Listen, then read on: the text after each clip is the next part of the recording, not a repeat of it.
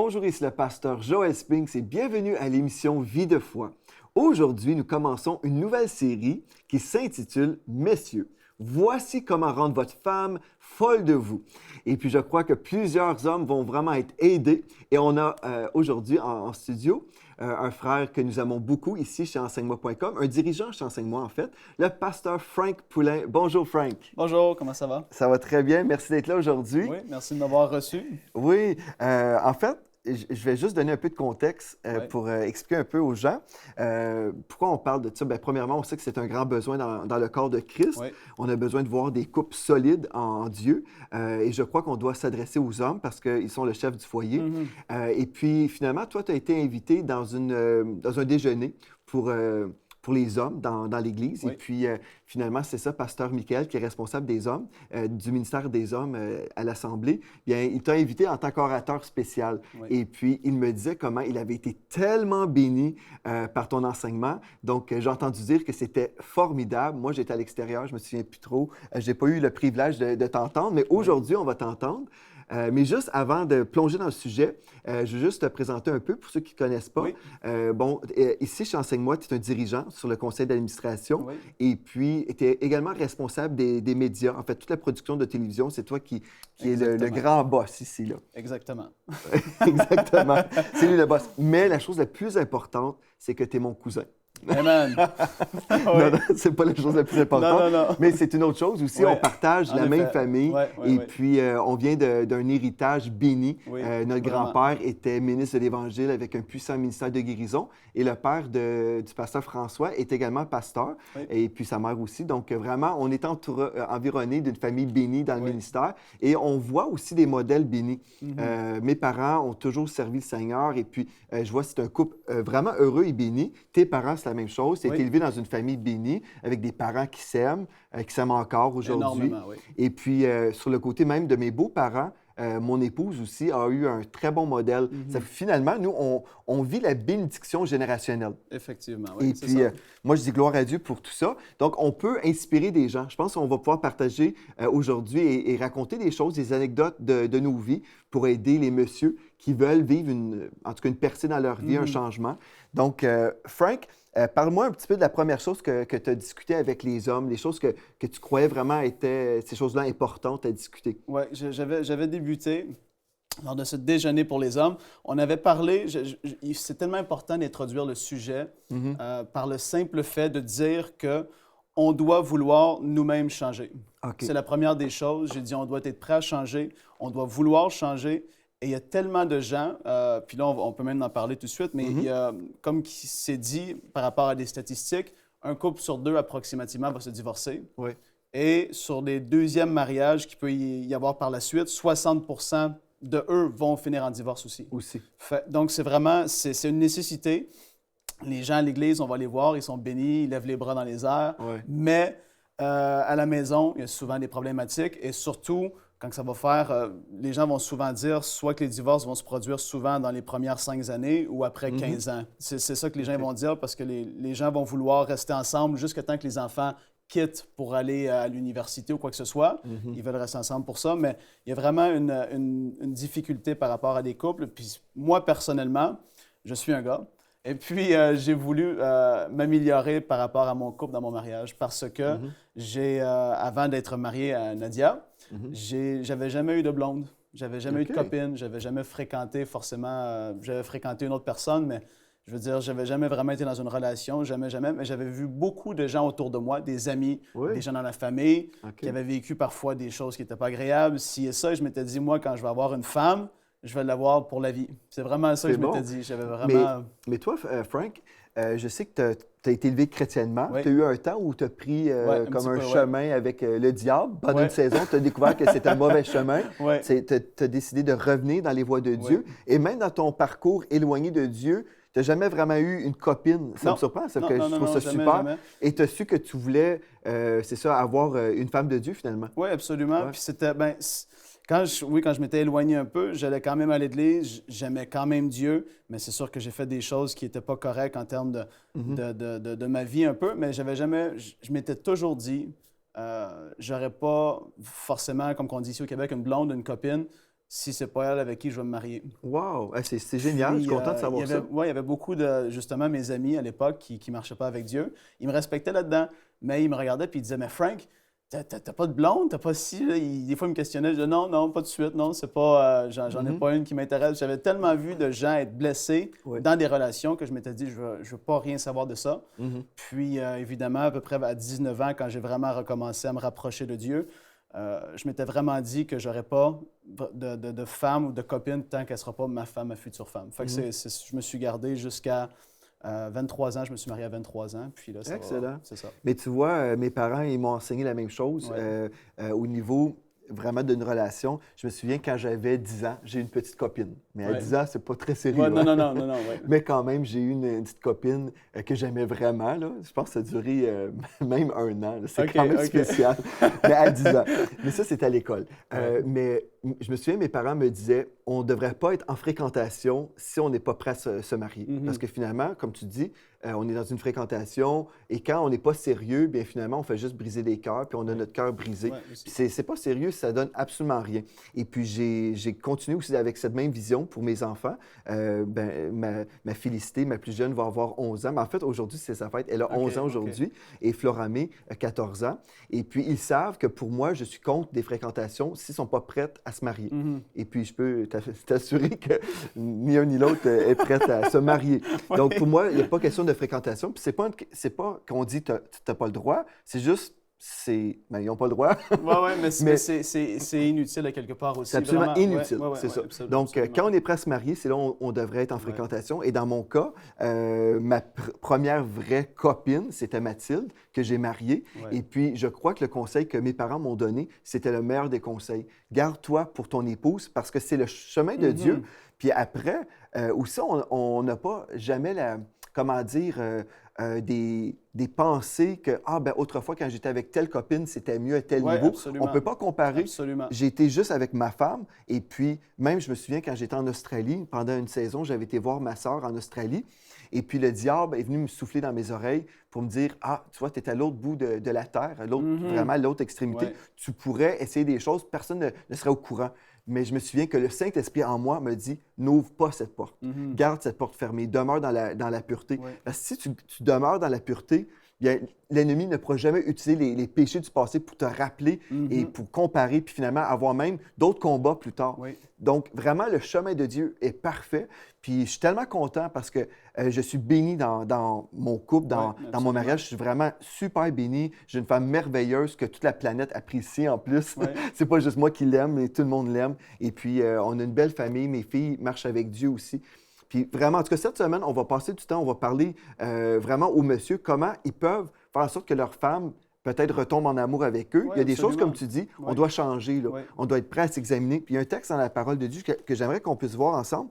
À la maison, vous pouvez sortir vos Bibles. Dans 2 Corinthiens, chapitre 13, au 5e verset, il est écrit « Examinez-vous vous-même pour savoir si vous êtes dans la foi. » Et c'est un texte qu'on peut employer pour l'examen théologique, pour voir sommes-nous vraiment bibliques dans nos croyances. Et c'est vrai, tout à fait vrai. Mais on peut s'examiner à d'autres niveaux aussi. On peut s'examiner dans notre relation avec notre femme. Si notre épouse est malheureuse, on la retrouve toujours en train de pleurer, on est toujours en querelle, bien, c'est certain, comme tu dis, on pourrait commencer à peut-être pointer du doigt, l'accuser, dire « t'es comme ci, t'es comme ça ». Mais finalement, on devrait plutôt se regarder à soi-même et dire « OK, est-ce que moi, j'ai des choses à changer? Est-ce qu'il y a des choses qui contribuent à la tristesse dans mon foyer? Si ma femme est toujours malheureuse, je devrais vraiment commencer à m'examiner moi-même. » Oui, absolument. Moi, c'est ce qui s'est produit. Je priais et évidemment, il est arrivé, on n'a jamais eu des grosses disputes ou quoi que ce soit, moi et Nadia. Mais c'est sûr que parfois, il y a des choses, tu te dis, ça pourrait changer, si, ça et ça. Et là, je priais. Moi, je vais dans mon sous-sol et je prie. Je priais, puis là, soudainement, vraiment, c'est ce qui m'est venu. Mais toi, pourquoi tu ne changes pas? Et là, j'ai dit, OK, ouais, j'ai compris, Saint-Esprit, je comprends que je dois changer aussi. Il y a vraiment, c'est un couple, c'est 2 personnes qui deviennent un par le mariage, mais chaque homme et femme, on est tellement différents. Il y a vraiment des choses, puis comme j'ai dit, moi, je n'avais pas été habitué à avoir une copine, je n'étais pas habitué de, si je peux dire, de revenir à la maison, je faisais beaucoup de sport et tout ça, je partais. Là, tu tombes dans une relation à 2.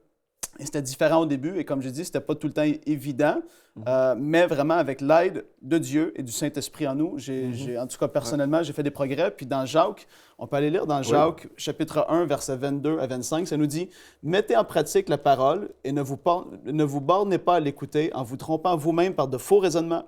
Car si quelqu'un écoute la parole et ne la met pas en pratique, il est semblable à un homme qui regarde dans un miroir son visage naturel, et qui, après s'être regardé, s'en va et oublie aussitôt quel il était. Mais celui qui aura plongé les regards dans la loi parfaite, la loi de la liberté, et qui aura persévéré, n'étant pas un auditeur oublieux, mais se mettant à l'œuvre, celui-là sera heureux dans son activité. Ça nous dit, celui-là sera heureux. C'est vraiment une recette pour la joie. Ouais. Puis moi, c'est ce que j'ai commencé à m'apercevoir. Je le dis souvent quand que je vais prêcher. La parole, c'est la chose qui m'a le plus transformé, le Saint-Esprit en moi, mais je veux dire, j'ai lu la parole, j'ai appris à la connaître, c'est ce qui m'a transformé. Ouais. Et c'est vraiment en mettant la parole en pratique que j'ai vécu des transformations dans ma vie surnaturelles, incroyables. Et là, je m'étais dit, wow, c'est vrai, la parole doit me transformer. Je dois lire ce que la parole dit par rapport à ma femme. Et je me suis pas assis avec ma femme et je vais changer, je te le dis. Non, j'ai fait ça sur des temps personnels, des temps seuls. C'est là qu'on voit l'authenticité d'une personne. C'est dans les moments seuls où est-ce qu'on va être à la maison en train de prier à genoux ou en train de lire la parole et qu'on voit vraiment la sincérité d'une personne. C'est quand lui-même à la maison, il va dire « je dois changer, il y a des choses qui ne vont pas ». Ah là, c'est tard, je le sais. Mais au lieu de pointer du doigt et dire « c'est toi, toi, toi », ben non, c'est moi, moi, moi aussi. Il y a vraiment des choses que moi, je dois changer. Et là, on doit commencer à lire la parole et elle nous dit que lorsqu'on va la lire et qu'on va la mettre en pratique, elle va nous transformer. Et ça fait mal des fois. C'est pas tout le temps facile. Mais ça nous dit que par la suite, on va être heureux. C'est vraiment une recette incroyable. Et c'est pour ça que je reviens à dire qu'est-ce qu'on avait dit la première émission. On veut vraiment que les hommes viennent à comprendre qu'ils doivent changer eux-mêmes. Il y a vraiment un changement qu'il doit y avoir intérieurement en eux avant de commencer à regarder les défauts de leur femme. Peu importe qu'est-ce que ça peut être, la femme peut dire la même chose, mais là, on se concentre sur les hommes. On doit changer. C'est ça, il y a des femmes qui nous écoutent aujourd'hui qui vont dire « Amen, Amen, Frank, mon mari a besoin de changer. Amen, Amen. » Il y a des femmes comme ça. Mais ici, ce que tu dis, ça s'applique à tout le monde. Là. C'est vraiment une exhortation pour la femme qui doit changer et pour l'homme qui doit changer. On doit tous se regarder dans le miroir. Oui, et ma femme, je peux vous garantir qu'elle vous dirait « Frank, il doit changer ça. Il y a ça qui... Oui, personne n'est parfait. Personne n'est parfait, mais vraiment, qu'est-ce qui est la clé dans tout ça? C'est de constamment chercher à être transformé de gloire en gloire. C'est ça la clé. C'est ça, les gens, la sanctification, les gens, des fois, ils ne comprennent pas, mais c'est continuel. C'est ça, vivre la sanctification. Donc, si on veut changer, mais comme tu dis, il faut passer du temps dans la parole de Dieu, qui est notre miroir. Finalement, la parole va nous révéler notre état, notre cœur. Et là, comme on est dans la parole de Dieu, il faut aussi être attentif à la voix du Saint-Esprit. La voix du Saint-Esprit qui va nous parler, qui va nous révéler des choses. Mais pour entendre et vraiment se laisser transformer, il faut marcher dans l'humilité aussi. Absolument. Parce que si on est là et puis on lit un texte, « Ah oui, mon épouse a besoin de changer. » Souvent, on est comme ça. Quand on entend une prédication, souvent j'ai eu des gens qui sont venus me voir là, après une prédication. « Hey, pasteur, ce message-là était bon là, pour telle personne à l'Église. Hein? » Ah, c'est terrible. Mais c'est comme ça. On est comme ça, les êtres humains. C'est bon pour quelqu'un d'autre. Mais en fait, on doit s'arrêter et dire, OK, est-ce que ce message me concerne personnellement? Et si on lit un texte dans la parole de Dieu et là, peut-être la chair dit, OK, c'est ma femme, mais on peut s'arrêter et dire, OK, dans l'humilité, est-ce que j'ai besoin de changer à ce niveau-là, moi absolument. Aussi? Et là, il faut être attentif. Et si Saint-Esprit commence à travailler dans notre cœur, ça se peut aussi, quand on marche dans l'humilité, bien, ça se peut aussi qu'on va devoir demander pardon. C'est une chose, hein? Quand Dieu commence à travailler des choses dans nos vies. Absolument. Et moi, je l'ai fait. Hein? J'ai demandé pardon à ma femme quand j'ai manqué de grâce ou il y a des choses, je me souviens, ma belle-mère m'avait averti avant de marier Mathilde. Elle disait, est un peu soupe au lait. Je ne veux pas la gêner, soupe au lait qui veut dire un petit peu, des fois, ça c'est au début de notre relation. Elle pouvait avoir une réaction assez forte des fois. OK, je comprends, Et puis, bon, moi, ce que j'ai fait à l'époque, j'ai dit à ma femme, je pense qu'on n'était même pas mariés, je lui donnais des cassettes de Joyce Meyer, qui enseignait beaucoup sur le caractère. Et puis Mathilde a vraiment changé à ce niveau-là. Mais des années plus tard, si jamais je trouvais qu'elle était un petit peu trop, Ça voulait revenir? trop de caractère, Ouais. je disais, tu as besoin d'écouter Joyce Meyer. Oui, c'est ça. Mais non, ça, c'est une petite joke, mais ma femme est merveilleuse. Vraiment, on n'a pas de problème. On est vraiment bénis dans notre relation. On n'a pas de querelle. Et même, moi, je suis pas le type à crier. J'ai pas Ben non, vraiment c'est ça, de voix. absolument. Même, même quand je prenais des cours de chant, il y a des années, mon prof de chant disait, allez, crie. Mais j'avais pas de voix pour crier. Ouais. Ça fait que même mes filles, si jamais elles me disent, écoute, arrête de me crier après, papa. J'ai dit, je crie pas. Mais tu sais ce que je veux dire. Ouais, c'est ça. Dans notre famille, on crie pas. Mais tout ça pour dire, c'est ça, faut être prêt à s'humilier, même Oui. et se repentir, même Oui. auprès de nos enfants. Ça, c'est une chose importante. L'homme ou le mari qui ne se repent jamais auprès de sa femme, qui ne se repent jamais auprès de ses enfants, bien, c'est un homme orgueilleux. Oui. Et puis, on a tous de l'orgueil. Et donc, moi, j'ai déjà dit, on a déjà beaucoup d'orgueil en nous. Et puis, c'est correct, quand on se repent, c'est comme si on dépense de l'orgueil. Oui, absolument. Et puis, on peut Ça sort, ouais. s'en défaire facilement. Il y a vraiment beaucoup, comme j'ai dit, bon, j'ai encore des amis aussi qui ne sont pas nés de nouveau. Mhm. Et j'ai vu, comme j'ai dit, beaucoup de réactions. Et c'est vrai, l'orgueil est là. Et il y a beaucoup de gens, et ça, c'est important de le dire, je crois, hein, parce qu'il y a beaucoup, malgré que, peu importe le niveau de spiritualité qu'on peut avoir, Oui. il y a beaucoup des hommes dans les églises à travers le monde qui sont justement pas très spirituels, mais beaucoup plus charnels, entre guillemets. Et c'est la réalité. Mhm. Et puis, entre gars, j'ai écouté beaucoup de discussions entre gars et je sais qu'est-ce que ça peut être. Puis il y a beaucoup d'hommes, justement, comme que tu as parlé par rapport à l'orgueil, c'est vrai. Je tiens à mettre juste un doigt là-dessus, c'est qu'il y a beaucoup d'hommes qui ne voudront pas changer ou s'humilier à cause de leurs amis autour d'eux. Ça, j'ai vu ça souvent. Les amis qui vont dire de moi, si ça, tu changes, pourquoi? Mais c'est à elle de changer. Il y a beaucoup d'hommes vraiment qui sont comme ça et c'est une réalité. Mais encore là, on revient à ce que la parole dit. Je vous le garantis, si vous voulez être heureux, c'est dans l'humilité que ça va se faire. L'orgueil va partir et il va vraiment avoir des transformations dans nos vies. Mais il y a vraiment beaucoup d'hommes, à cause de ce que les gens vont penser autour d'eux, ils ne veulent pas changer à cause de l'orgueil qui est là. Et ça, je l'ai vu. C'est une réalité, mais on doit vraiment écraser ça parce que, comme on a dit au début, on a une femme. Puis est-ce qu'on veut vivre une vie de dispute ou on veut vivre une vie de paix? Ça revient toujours à ça. Hein? On ne vit pas notre vie avec les amis, on vit notre vie avec notre femme. Et c'est à elle de mettre elle en priorité. C'est tellement important. Mais dans la parole de Dieu, dans Luc 6, versets 40 et 42, on peut y aller. Oui. Donc, Luc 6, versets 40 à 42, on retrouve ici un passage des Écritures. En fait, le Seigneur Jésus nous instruit. C'est le chemin de l'humilité, d'une certaine façon. Absolument. On peut lire ensemble. Le disciple n'est pas plus grand que son maître, mais tout disciple accompli sera comme son maître. Pourquoi vois-tu la paille qui est dans l'œil de ton frère et n'aperçois-tu pas la poutre qui est dans ton œil? Ou comment peux-tu dire à ton frère, « Frère, laisse-moi ôter la paille qui est dans ton œil, toi qui ne vois pas la poutre qui est dans le tien? » Hypocrite, ôte premièrement la poutre de ton œil et alors tu verras comment ôter la paille qui est dans l'œil de ton frère. Et ce texte-là, oui, on peut l'utiliser pour un frère à l'Église. Absolument. Mais certainement, dans le mariage, encore je crois que plus. c'est important, Ouais, n'est-ce ouais, pas, ouais, Frank? ouais. Qu'on puisse vraiment se regarder soi-même parce que la nature humaine est toujours là pour pointer le doigt et dire, toi, chérie, là, je vois que tu as tel problème dans ta vie, Oui. mais est-ce qu'on est prêt à se regarder dans le miroir? Et comme on dit, on veut marcher dans l'humilité. Donc, dans notre temps avec le Seigneur, quand on prie, le Saint-Esprit, sûrement, il t'a parlé, là, Oui, Frank. Il t'a montré des choses que tu devais changer. Est-ce que tu peux peut-être partager certaines choses qui sont peut-être pas trop gênantes? Oui. C'est ce que j'avais commencé à faire, c'était commencer à prier. Et dans mes temps de prière, j'avais commencé à prier, « Père, montre-moi ce que je dois changer pour que Nadia soit plus heureuse. » Tout simplement. Ce n'est pas des prières qui sont compliquées, qui sont... J'ai juste demandé...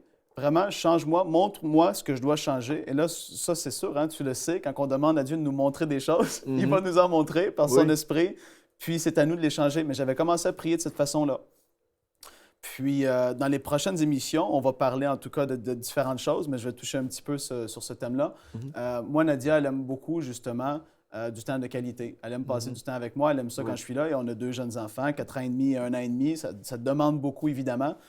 Mais j'ai vraiment saisi, comme j'ai dit, je sortais beaucoup avec des amis ici et ça, des fois les soirs de la semaine, juste 2 heures par-ci, par-là. Mais j'ai vraiment demandé à Dieu qu'il me transforme. Et il y a seulement lui, seulement le Saint-Esprit qui peut nous transformer au point de dire des choses qui étaient premier avant même notre femme, parce qu'il y a beaucoup d'hommes qui ont des sports avant leur femme, qui ont des amis avant leur femme, qui ont le travail. Il y en a tellement qui vont travailler 16 heures par jour parce que leur relation, elle tombe à tout niveau. Ils vont se cacher derrière le travail pour dire je vais ramener plus d'argent ici et ça, mais en fin de compte, ils ne veulent pas être à la maison avec leurs enfants et leurs femmes parce que c'est une catastrophe. Ouais. Puis là, c'est vraiment, il y a seulement le Saint-Esprit. Moi, j'ai vu des choses qui ont été transformées dans ma vie. Il y a seulement le Saint-Esprit qui a pu faire ça. Il nous les montre, puis sa puissance surnaturelle le fait. Et comme j'ai dit, c'est pas que je passais ma femme en 3 ou 4e, mais il y avait des choses que pour qu'elle soit plus heureuse, et ça, c'est ma priorité dans ma vie, je veux que ma femme soit heureuse et bénie, bien, il y a vraiment des choses que, comme j'ai dit, surnaturellement, tu as moins envie, le goût, d'aller faire tel truc, tu as moins envie d'aller avec telle personne, tu as moins envie de faire... Ça se fait tout simplement comme ça, et la façon dans laquelle aussi je pouvais lui parler. Parce que comme j'ai dit, je n'avais pas eu de copine ou de blonde avant. Puis, il y a des façons de parler qu'on a. Comme je l'ai mentionné, j'ai fait beaucoup de sport, beaucoup de skate dans ma vie, tu le sais. Puis, je pouvais devenir aussi, quand je faisais ce sport-là, des fois, je pouvais devenir vraiment colérique, commencer à crier, lancer ma planche, parce que il y a des choses qui commençaient à se développer en moi, mais qui ont été brisées vraiment, parce que j'ai commencé, moi je le crois, j'ai commencé à prier de cette façon-là, non pas seulement pour moi, pour que je sois une meilleure personne, mais vraiment pour que je puisse être plus agréable à ma femme, parce qu'il y a beaucoup d'hommes aussi qui oublient le fait qu'il y a des enfants aussi. Et les enfants voient comment que les parents ils se parlent. Les enfants, moi, j'ai entendu des cas récemment, des personnes où ce que les enfants, ils ont tout vu, toutes sortes de choses avec leurs parents, plusieurs cas, puis tu te dis, les enfants, ils voient ça, rendus à 3 ans, ils ne comprennent peut-être pas, malgré qu'ils entendent des choses, mais quand les enfants sont rendus à 8, 10, 12 ans, et ils voient des modèles qui sont pas bien, mais en tout cas, ça va se répéter dans leur vie. Il y a des choses qui vont être transmises, des façons de penser. Mais c'est vraiment ça. Moi, j'ai commencé à prier, j'ai dit, Saint-Esprit, montre-moi ce que je peux changer pour plaire plus à Nadia. J'ai arrêté de prier pour elle, entre guillemets, en voulant dire fais qu'elle change ce tel truc, change-la dans ça, ça m'énerve. J'ai pu arrêter ça, mais j'ai vraiment commencé à me focaliser sur moi. C'est très, très bien. C'est super bon de faire ça, justement. Et puis, dans mon cas, le Seigneur a déjà fait ça dans ma propre vie, même par rapport à mes enfants. Je me souviens, une fois, ma petite Félicité avait laissé une petite poussette dans le passage où je rentrais, je sortais des choses, et puis je lui avais dit, je pense 2-3 fois, Félicité, enlève ta petite poussette de mon chemin. Et puis finalement, là, je me suis choqué, j'ai pris la poussette et puis je l'ai jetée dehors. Et puis j'ai manqué d'amour dans ma communication. Et puis finalement, le Saint-Esprit me dit, j'étais en plus en route vers l'église, je m'en allais prêcher, là. Et le Saint-Esprit me dit, tu vas te repentir auprès de Félicité, ma plus jeune. Et puis ça, j'ai fait ça devant la famille, devant mon épouse, et j'ai demandé pardon à Félicité. J'ai dit, je te demande pardon, Félicité, parce que papa, il a manqué d'amour dans sa façon de te parler. C'est sûr que tu me désobéissais, mais je n'ai pas bien réagi. Et puis, je te demande pardon. Et puis, j'ai demandé pardon, je crois, à toute la famille, parce que j'ai été un mauvais modèle. Donc, mais je pense que c'est important pour nous de se repentir, de s'humilier. Et c'est tellement puissant parce que quand nos enfants nous voient même s'humilier, ils savent que, bon, papa n'est pas parfait. Et puis plus tard, quand nous, on va vouloir les corriger, ils vont réaliser que, OK, bien moi aussi, je peux m'humilier. Oui, absolument. Et puis pour notre épouse, je sais, bon, moi, ça fait 17 ans que je suis marié, là. Et puis, c'est certain, je me suis repenti beaucoup plus qu'une seule fois. On a plusieurs opportunités. Et puis, il faut juste être prêt à écouter la voix de l'Esprit de Dieu. Et on le ressent dans notre esprit quand on n'est pas correct avec notre épouse. Et puis, c'est ça, on veut regarder dans le miroir, dans le miroir de la parole, se laisser transformer.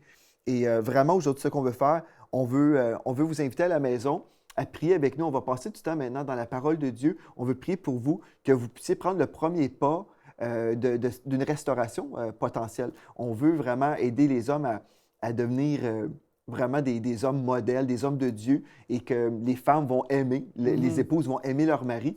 Mais la première chose, c'est qu'on doit prier et demander au Seigneur de nous changer, comme Frank a vraiment bien expliqué. Et on va faire ça maintenant, Frank. Il y a une parole dans la Bible qu'on retrouve dans Romains 8, 14. Il est écrit « Tous ceux qui sont conduits par l'Esprit de Dieu sont fils de Dieu. » Et vous êtes des fils de Dieu. Donc, Dieu va vous conduire, Dieu va vous diriger dans votre relation avec votre femme. Moi, je crois, comme Pasteur Frank a expliqué, on va prier et le Saint-Esprit va vous révéler, même maintenant. Peut-être, Frank, tu peux prier pour les hommes en ce moment qui ont besoin d'aide, savoir comment faire là, vraiment pour recevoir cette révélation-là. Oui, absolument. Donc, je t'invite à prier. Je veux juste vous dire aussi, pour vous qui n'avez peut-être pas eu un bon modèle, très rapidement, ça ne dérange pas. Il n'y a rien de trop grand, il n'y a pas de défi aussi grand que Dieu ne peut pas intervenir. Ça, c'est la réalité. Et que vous puissiez commencer à être la première génération qui va changer les choses dans votre famille. Si vous avez un mauvais père, des mauvais parents, oubliez tout ça et focalisez-vous sur ce que Dieu veut faire dans votre vie, Amen. vraiment. Mais Père, on veut te remercier pour les hommes qui regardent. On veut te remercier pour tous ceux qui sont là et qui sont prêts à changer. Amen. On te remercie, Saint-Esprit, pour ton œuvre parce que tu vas travailler dans leur cœur. J'appelle, Père, à ce qu'il y ait des repentances sincères de des façons d'agir, des façons de parler, des façons de penser. Père, qu'il y ait vraiment une repentance sincère qui se fasse dans leur vie, dans le nom de Jésus. Père, on te le demande. Alléluia, Je te prie, Père, pour des couples qui commencent à être restaurés. Amen. Dès aujourd'hui, Père, qu'il y ait vraiment quelque chose de sincère qu'ils se fassent, qu'ils comprennent qu'ils ne sont pas parfaits eux-mêmes, Père, comme tu le fais pour moi et pour Pasteur Joël. Qu'il y ait vraiment une repentance, Amen. un changement qui se produise au nom de Jésus. On proclame la paix dans leur vie. On veut commencer à proclamer la paix sur leur couple, sur leurs enfants, sur leur famille. Qu'il y ait une transformation qui se fasse, vraiment quelque chose de puissant, de surnaturel, que ça en soit un modèle, un exemple, Père, pour les personnes inconverties autour d'eux, au nom de Jésus. Amen, amen. Et puis maintenant, le texte qu'on vient de lire, Romains 8, 14. Tous ceux qui sont conduits par l'Esprit de Dieu sont fils de Dieu. Amen. Et donc vous, frères, vous êtes un fils de Dieu. Et puis je veux déclarer sur vos têtes aujourd'hui que vous êtes dirigés par le Saint-Esprit. Et aujourd'hui même, vous pouvez avoir cette parole dans votre bouche et vous pouvez dire, bon, comme Pasteur Frank a prié, oui, moi je vais prier aussi et je vais entendre la voix de Dieu. Et je déclare sur ma propre tête aujourd'hui, je décrète que je suis un fils de Dieu et je suis dirigé par le Seigneur. Amen. L'Esprit de Dieu me dirige dans ma relation avec ma femme. L'Esprit de Dieu me donne les morceaux du casse-tête pour emmener une restauration. Amen. Et puis je reçois par l'Esprit de Dieu cette révélation pour mon couple. Parce que chaque couple est différent. Et aujourd'hui, comme on est en train de parler de ces choses, l'Esprit de Dieu est en train de révéler des choses dans votre propre vie. Nous, on ne vous connaît pas, mais l'Esprit de Dieu vous connaît. Et aujourd'hui, j'aimerais vous encourager que ce texte de la parole de Dieu soit votre décret tout au long de cette journée. Je suis un fils de Dieu et je suis dirigé par le Saint-Esprit. Et Dieu me dirige dans cette relation et Dieu va se glorifier dans cette relation.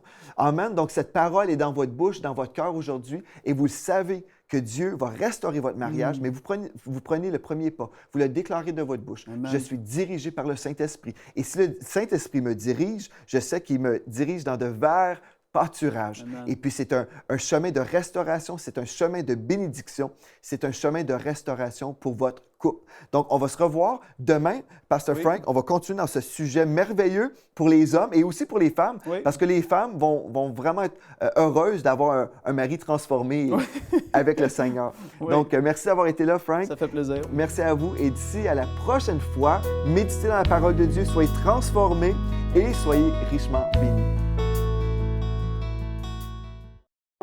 Cette émission est rendue possible grâce au précieux soutien des partenaires d'Enseigne-moi Canal International. Retrouvez tous nos programmes sur enseigne-moi.com.